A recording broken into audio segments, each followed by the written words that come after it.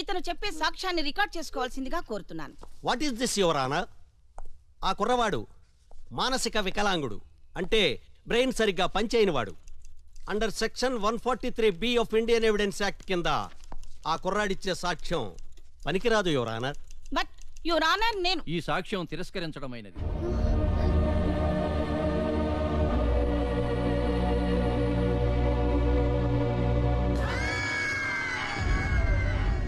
ఏమండి పీపీ గారు, ఇంకా ఏమైనా సాక్ష్యాలున్నాయా? ఉన్నాయి మిస్టర్ డిఫెన్స్ లాయర్ గారు. 8 ఏళ్ల బ్లైండ్ గర్ల్ స్పర్శ ద్వారా ఇతన్ని గుర్తించగలుగుతుంది. ఆ సాక్ష్యాన్ని మీరు తిరస్కరించగలరా? Yes your honour.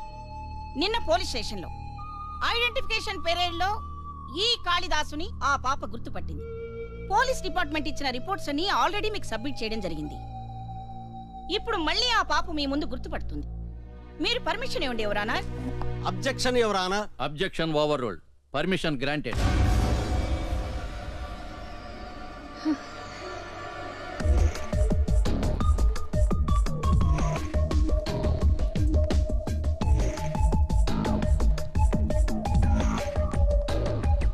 పాప, మీ అక్కయ్య సంజన చంపిన వాణ్ణి నువ్వు గుర్తుపట్టగలవా? ఒక్కసారి టచ్ చేస్తే చాలు, 1,00,000 మందిలో ఉన్నా గుర్తుపట్టగలను. మీరొకసారి రండి. మీ చేయి కాస్త ముందుకు చాచండి. పాప, ఇతని చేయి టచ్ చేసి అక్కయ్యని చంపింది ఇతనా కాదా చెప్పు.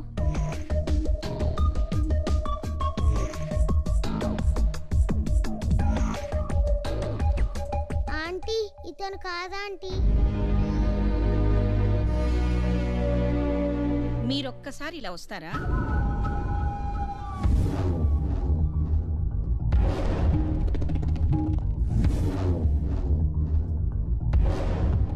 మీ చెయ్యి ముందుకు చాచండి.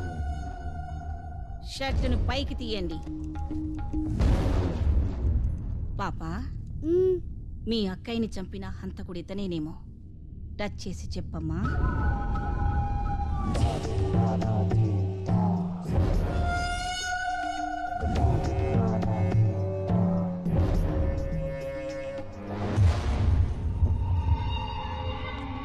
ఆంటీ, ఇతను కూడా కాదా ఆంటీ?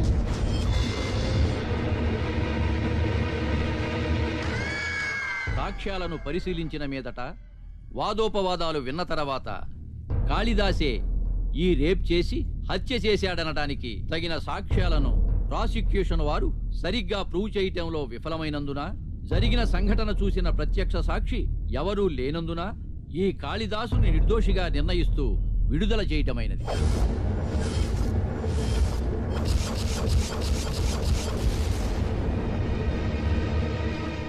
వంటింట్లో అగ్గిపుల్ల ఆడది, పడకింట్లో అగరబత్తి ఆడది, టాయిలెట్లో టిష్యూ పేపర్ ఆడది.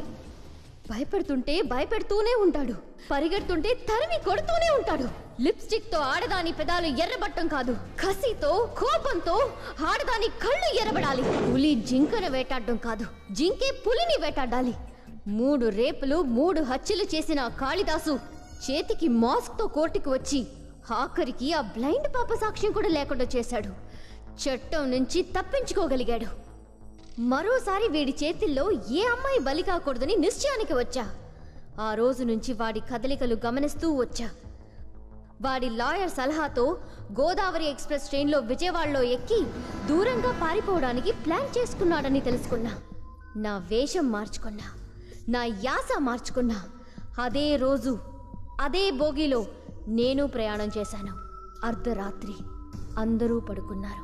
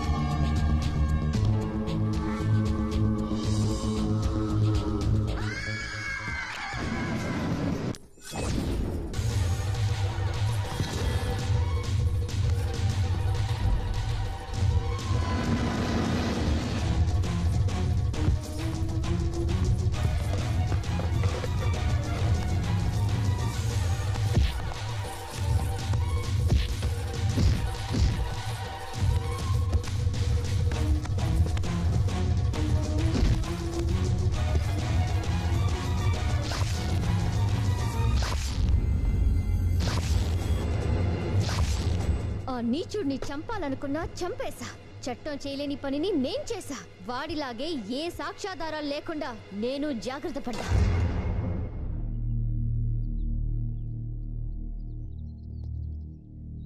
పాపం వీళ్ళు అమాయకులు నా కోసం మర్డర్ చేయడానికి సిద్ధపడ్డారు. వాళ్ళు పొడిచింది వట్టి శవాన్ని మాత్రమే.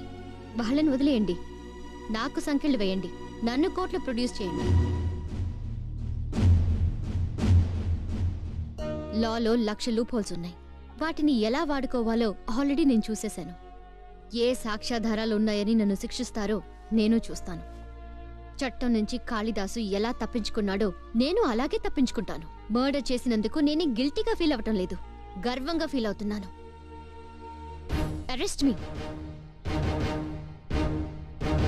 I said arrest me.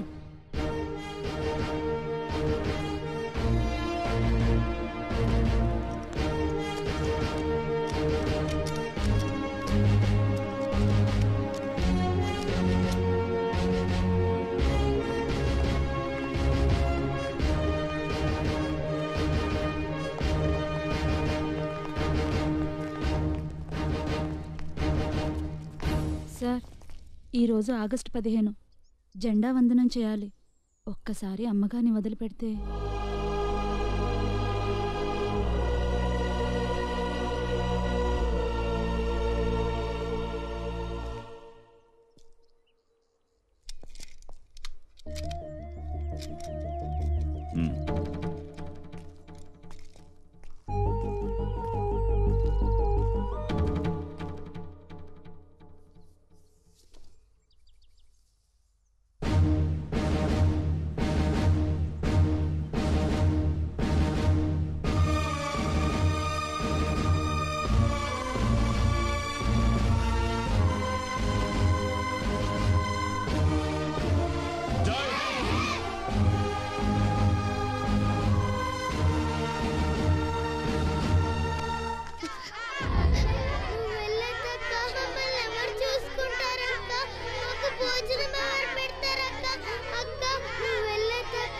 Children తప్పుకోండి.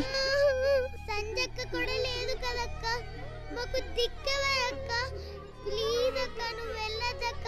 ప్లీజ్, నిన్ను వెళ్ళనివ్వము. Children, I said move. It's an order.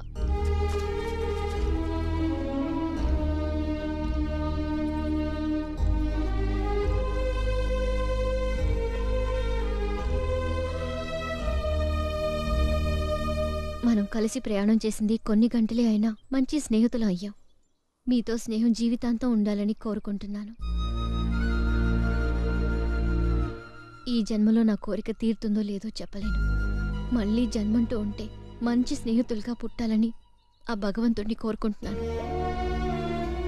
నా వల్ల ఏదైనా పొరపాటు జరిగి ఉంటే నన్ను క్షమించండి.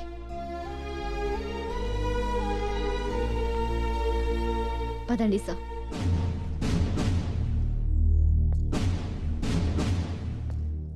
సార్ ప్లీజ్ సార్, మేము నేరం ఒప్పేసుకున్నాం కదా సార్. ఆవిడ వదిలేండి సార్. అవును సార్, మమ్మల్ని తీసుకెళ్ళండి సార్. అక్కర్లేదు, నేరం చేసింది నేను, శిక్ష పడాల్సింది నాకు. నా కోసం మీరు ఎవరిని బ్రతిమాలవలసిన అవసరం లేదు. ఎవరి దయా దాక్షిణ్యాలు నాకు అక్కర్లేదు. ఇదే ఇదే ఈ పొగరే నాకు మొదటి నుంచి నచ్చింది. ఆ రోజు మినిస్టర్ గారి ముందు నన్ను నా డిపార్ట్మెంట్ ని దుమ్మెత్తిపోసావే, అది నాకు నచ్చింది. చెయ్యని నేరానికి కుర్రాళ్ళు బలి కాకూడదని నువ్వు ఉరికంబ ఎక్కడానికి సిద్ధపడ్డావే, ఇది కూడా నాకు నచ్చింది. చనిపోయిన నీ స్నేహితురాలి స్థానంలో నిలబడి ఆమె ఆశయాన్ని నీ భుజాన వేసుకుని పిల్లల కోసం, ఈ ఆశ్రమం కోసం నీ పర్సనల్ లైఫ్ కూడా సాక్రిఫైస్ చేసావే, అది ఈ కట్ చేసింది. నా చేతులతో నేను అరెస్ట్ చేసిన ఎంతో మంది గూండాలు, హంతకులు డబ్బు పలుకుబడితో చట్టంలో ఉన్న లూప్ హోల్స్ అడ్డం పెట్టుకుని బయటికి వచ్చేసి నా కళ్ళ ముందే సొసైటీలో వివిఐపీలుగా చలామణి అవుతున్నారు. వాళ్ళందరినీ ఏం పీకలేని నాకు ఈ అమ్మాయిని శిక్షించడానికి ఏం హక్కుంది అని నా మనస్సాక్షి నన్ను నిలదీస్తోంది. ఆ కాళిదాసుని చంపి మన డిపార్ట్మెంట్ చేయలేని పని ఓ ఆడకూతురు చేస్తే అభినందించాల్సింది పోయి అరెస్ట్ చేస్తావా అని నా యూనిఫామ్ నా మీద తిరగబడుతోంది.